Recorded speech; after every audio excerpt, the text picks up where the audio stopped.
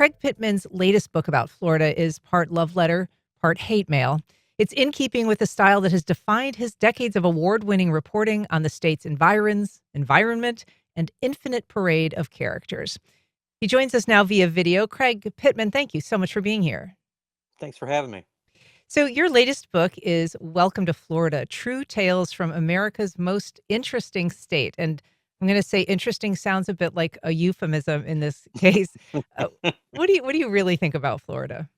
Um, I, we call ourselves the Sunshine State, which is just a lie we tell the tourists because really, most of our cities get more rain on an annual basis than famously rainy Seattle. But I think if we called ourselves the most interesting state, we could back that up. We're the only state where the list of government jobs includes mermaids and python hunters. We're the only state with the most uh, freshwater springs in the world are here. We're the state that has the most fake dinosaurs, even though dinosaurs didn't really live here back when they were walking the earth because we were underwater at the time. I mean, there's just so many great, interesting things about Florida. I mention in the book, the book is supposed to be sort of a guidebook for the 900 new people who move here every day, and most of them have no idea what they've gotten themselves into. But it tells them about some of the important stuff you should know. I tell them about the citrus industry. I tell them about alligators, that alligators may save your life one day. And I mentioned, that we're also the state with the most nudist resorts. So I think that's kind of an important detail too. You're a native, as I said. You were born in Pensacola, and Yes. your background in journalism, it goes back at least to college. I understand that you attended Troy State University in Alabama, and the dean, Home of the fighting prophylactics. Yes. the fighting, very nice. The dean at the time, though, labeled you, quote, the most destructive force on campus. So you were a bit of a muckraker even back then. I don't think he intended that as a compliment, but I took it that way. No, he was not happy that we on the college newspaper staff were not being more of a PR organ for the university, and instead we were functioning like a newspaper would. We were running stories on drug busts in the dorms and the fact that the state ethics commission was doing an investigation of the university president. He did not think we should be reporting any of that stuff, but we did. Our big coup, I think, was when we found out that the university president had denied a pay raise for all of the faculty members. We were the lowest paid. We had the lowest paid faculty in the state, and we found out that the university president was at the same time redecorating his office, and we Wow. got hold of all the receipts and ran that in the paper, and so people could say, holy cow, look at look at the hypocrisy here. That's good stuff to be doing at the college level. Was there something formative about your upbringing or any experience that you had that kind of brought you into journalism and particularly like investigative journalism? Um, I think I think the big thing was when I was a kid, my parents would read the paper and would tell each other about the Hey Martha stories that they saw in the paper every day. Hey, it's sort of a hey, look at this wild thing. And of course, being in Florida, there were lots of wild things going on in the paper. And I started reading it myself. I'd come home from school. Back then Pensacola had an afternoon newspaper. So, and I was a latchkey kid before we knew what the term meant. And I would pick up the afternoon paper and bring it in and unroll it. And while I was eating my little afternoon snack, I'd start off with the funnies, but then work my way back to the news columns, and it was a real eye opener. You have written, I think, at least 7 books, maybe more than that. Yes, And you've just seven so far. 7 so far. Um, you are prolific though, and you've, spent 40 years as a reporter on this state. Has your view of Florida changed much in that time? um, I think some, yes. The hard thing to wrap your mind around.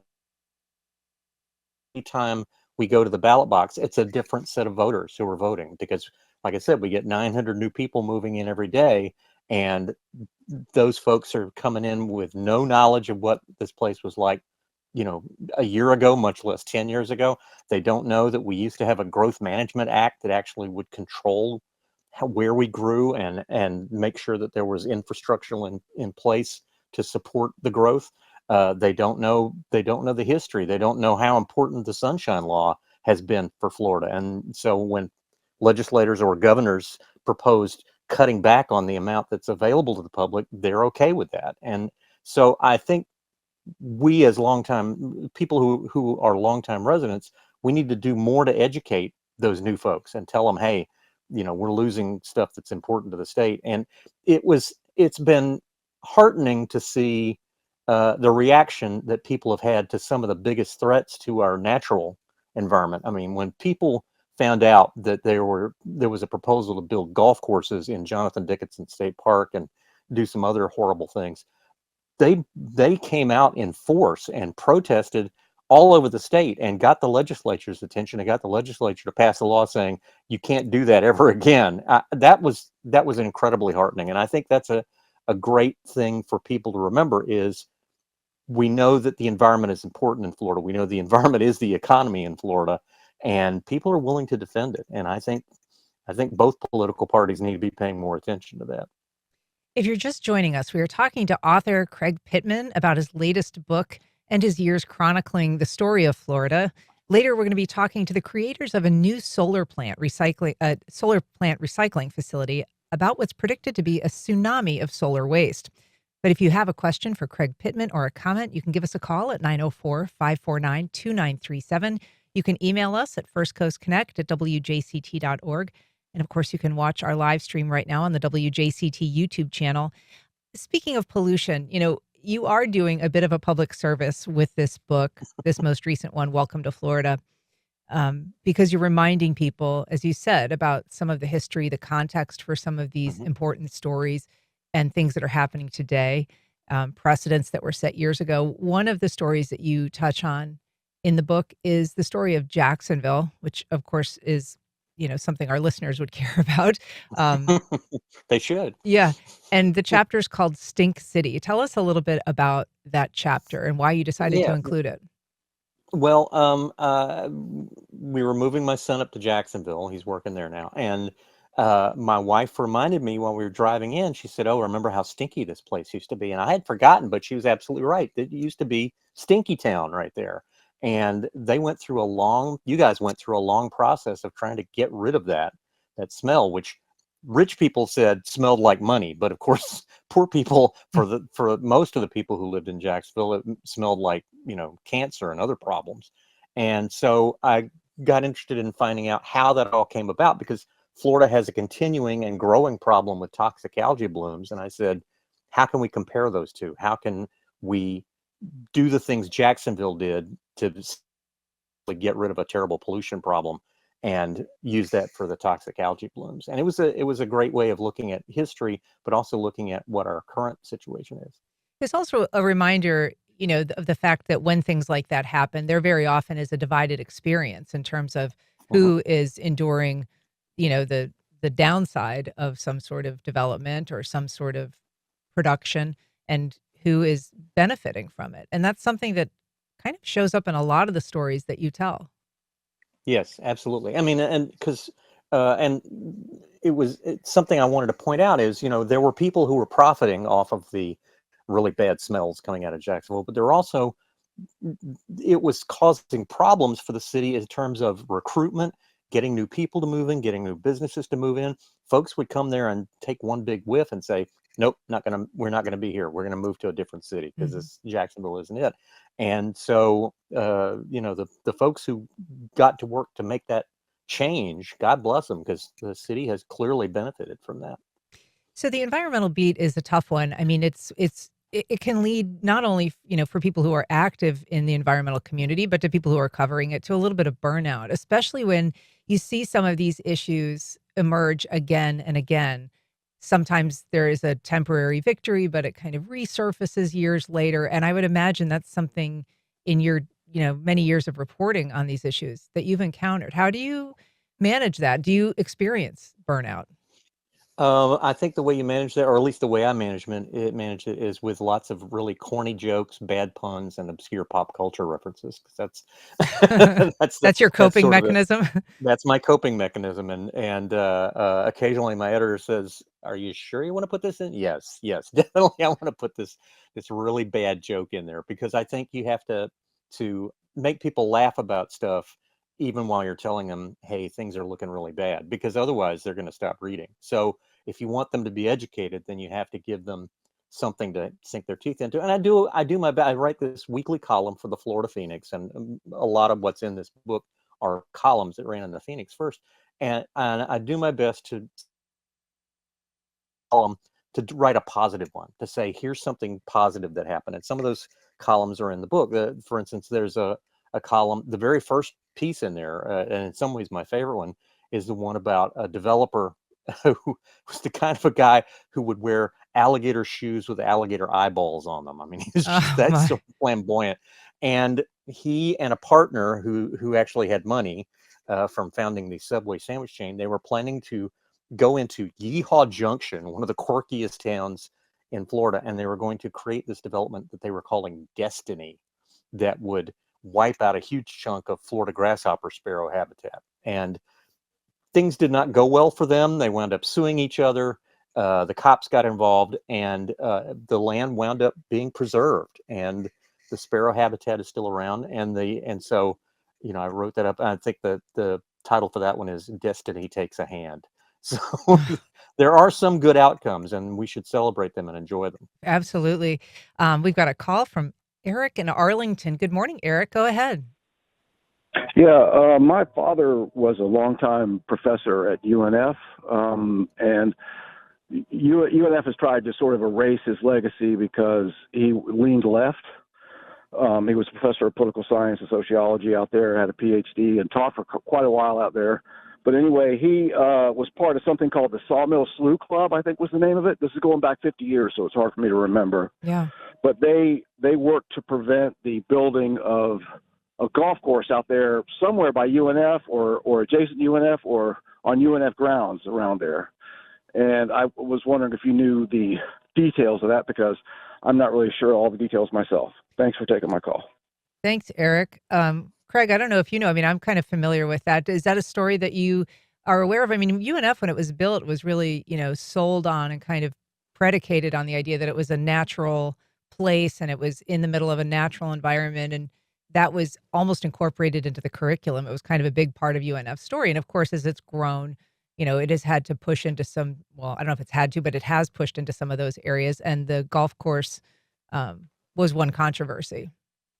I was not aware of that, but it sure sounds interesting. I'd love to read more about it. It sounds a lot like the story of Florida Gulf Coast University down in the Naples area, which got built because of the prodding of one very, very successful campaign donor, Ben.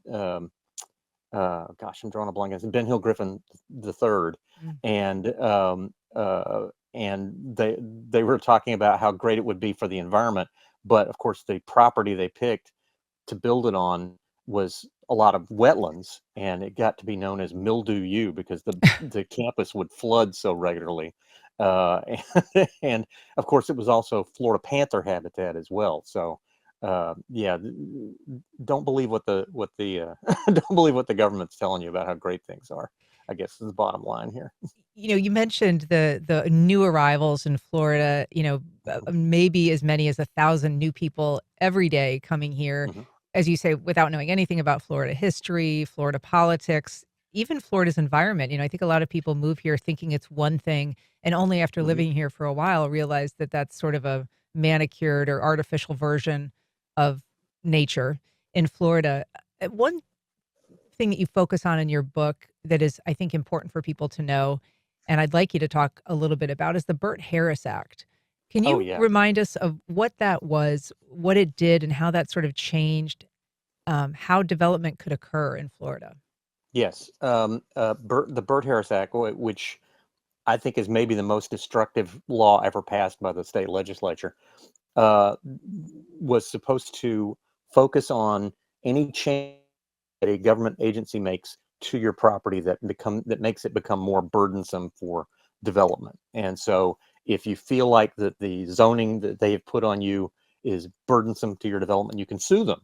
And that threat of suing, by usually by developers, not by the farmers or anybody like that, but developers, that threat of a lawsuit is usually enough to make local governments back down and say, okay, whatever you want, we'll give it to you. And so I sort of delved into the history of it, who Bert Harris was, who was really behind it, which was a guy who was making money off development. And often the lawsuits that do get filed do not end up as success the developers, but the threat of the lawsuit is enough usually to win the day for them. And so that's why I was saying, hey, Republican legislators, you should repeal this. Democrats passed it, so this would be a big triumph for you if you took this one away. So there you go. We should say to our listeners, a little bit of glitching is happening on our end with you, Craig. And so if it gets worse, we'll give you a call and we'll dump out of the video. But Okay, we'll stick with it for now. But this is the way I usually look. you look great. You look great. It's more the sound. The Burt Harris Act, though, was sort of ideally, or initially, the idea was that it was kind of built out of the concept of eminent domain, right? That if land is taken from you by the government, you have a right to be compensated somehow. And so this was sort of the development version of that, but it really grew beyond what we think of as a government taking. Yeah, yeah, and I mean, and there were laws on the books already to take care of the idea of the government taking your property, and nobody was challenging the success of those laws. The idea was, well, let's take it a little bit beyond and make it cover, zoning decisions and things like that. And that's where that's where it became this sort of menacing thing that developers could use to scare local governments into doing their bidding, which I think we're all seeing the results of that now. We're seeing that and the loss of the Growth Management Act. That people I was watching a Wakulla County Commission meeting the other day. Wakulla County, very rural county up in the Panhandle, home of the Sop Choppy Worm Grunting Festival, among other things. And I saw people complaining about that the rampant growth is out of control there, that the roads are crumbling, that the schools are jam-packed, and they were begging their county commissioners to start saying no to the developers. So people are seeing that if you don't control the growth, if you don't funnel it into the proper channels, or don't have the infrastructure ready by the time the development comes online, it's going to ruin your quality of life. I'm hopeful that they'll get back to where we were in 1985 when the legislature passed the Growth Management Act and followed it right up until 2011 when Rick Scott said, no, let's not do that anymore. You said that you were watching a Wakulla County Commission meeting, which is, one of the things that the general public should thank you for, because that is the kind of thing that puts most people to sleep. And it is where a lot of important news comes from at those commission meetings. One thing that is not in your book, but that you did recently write about in a column for the Phoenix was Senate Bill 180, which took effect. Oh, God. Yeah. And is now law. What is the concern there? Tell us about Senate Bill 180. All right, Senate Bill 180, which I think is appropriately named because it's a 180 from common sense. It was sold as a hurricane recovery bill. The idea was that this would make things better for trying to recover from the hurricanes, and actually it does the exact opposite. It does the 180 from that. That it binds the hands of local governments from doing things that would make things better. So let's say, for instance, your neighborhood got totally wiped out by the storm surge, and you want to build back in the exact same place. The local government can't stop you, even though you're basically signing a death warrant for whoever's going to live there. And the Senate Bill 180 says anything that the government tries to do that becomes burdensome to the property owner, then they can't do it. And the idea is property rights are more important than human life, which I think is crazy. But, the legislature passed it by an overwhelming margin because they thought it was a hurricane recovery bill. The governor signed it. Now you've got, I think we're up to 25 local governments that are suing, trying to overturn the bill. And the sponsor, Nick DeSegli, says, well, maybe we ought to look at revising that law. So we're starting to get their attention, I guess, that Yeah. I they know that messed it's up. something that's already impacting, our local governments that have had their comprehensive plan, changes shot down. And to your point, it's not just, you couldn't rebuild your house in the exact same place, but if you were required to raise it by 3 feet or put it on stilts, that's also something that the government could no longer require you to do, just a basic safety measure to make sure that you're not needing to make an insurance claim on the same thing 5 years down the line. Yeah, and I mean, it's just crazy that let me give you a good example. Orange County went through, I think it was about 9 years of public meetings, of discussion, of uh, adjusting this Vision 2050 plan for their future growth. And when they finally implemented it earlier this year, the state said, no, you can't do that. You can't do any of that stuff because Senate Bill 180 says you can't. All this work that you put in, and by the way, the plan had been approved by a majority of the voters in Orange County, but the state was saying, no, sorry, Senate Bill 180 says you can't make any changes, even though you've spent 10 years working on it. So that's the level of interference, I guess is the right way to put it, of Tallahassee bigfooting the local governments. You talk about in your books about how Florida is singled out very often, and rightly so. But is Florida really unique in terms of being unusually corrupt, for instance, or is it just more closely examined? I mean, you think about places like Chicago or Providence or Miami or Vegas. Um, Well, you just said Miami, so well, sure, but in terms of places that are thought of as being inherently different, do you think Florida really is different, or does it just get attention that sort of attaches to its reputation? I don't know how we compare corruption wise to other states. Bear in mind that I am from Escambia County, where we put the word scam right in the name. So, so and we actually had a county commissioner who took a payoff where they put the money into a cook pot and gave it to him. So that was that's one Wow. of my favorites. But I mean, it, it's not. It's really blatant in some instances. I mean, think about it. I often remind people, Carl Hyacin doesn't make anything up. He just changes the names. Carl Hiaasen, Dave Barry, there is some overlap with the work that they do and the work that you've Mhm. done, in terms of being a chronicler of Florida's absurdist history, and sometimes it's, illegal and environmental trespasses. What do you draw from them? Do you see, similarities? What is your relationship to them in terms of being, like, one of those Florida writers? Oh, Carl Hyacин's who I want to be when I grow up, Uh-huh. quite frankly. And the great thing is, there's so much of Florida that you can't make up stuff that if you tried to do a novel and put this stuff in, the editors would say, no, nobody's going to believe that. Florida's first state flag actually said, let us alone, which it just blows my mind. The things like that, the I mentioned about the mermaids and the nudist resorts and so forth.